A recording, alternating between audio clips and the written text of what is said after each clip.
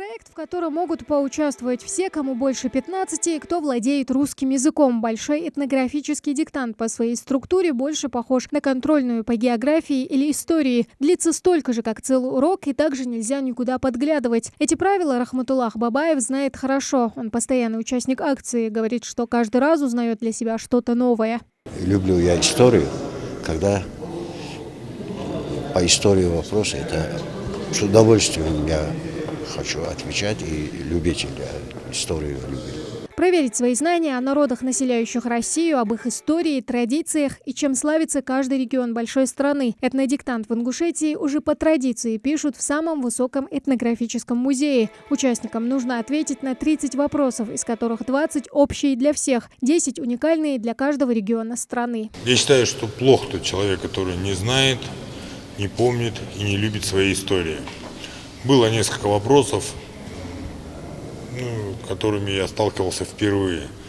И я не знаю, я их отгадал по интуиции, наугад. Вот как раз по завершению диктанта и проверки проверю, как моя интуиция работает, подводит меня или не подводит.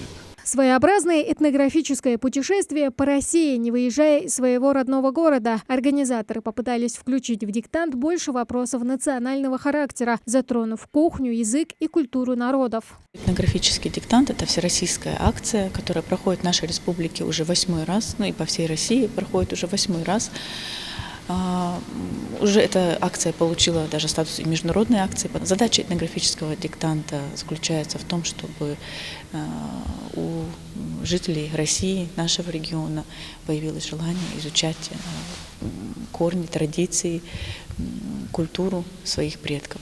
Этнографический диктант – не просто тест, который помогает оценить свои возможности, но и своего рода путешествие по огромной стране. И чем дальше вопросы отходят по теме от места твоего проживания, тем сложнее на них ответить, признается и Аптияндиев. В таком проекте он участвует впервые. Много раз слышал, честно говоря. Сегодня получилось несколько спонтанно, но впервые, да. Было интересно, да, интересные вопросы. Вопросы, которые я знал, определенно. Вопросы, которые мне вызвали определенные затруднения. Так пришлось подумать немножко. Более понятны были вопросы по нашей тематике Республики Ингушетия. А вот касательно истории, касательно народов Крайнего Севера, такие интересные вопросы были. Принять участие в диктанте можно онлайн до 8 ноября на сайте акции «Мир Этно». Результаты будут известны 12 декабря. Тамара Хшагульгова, Асхаб Белакиев, Новости 24.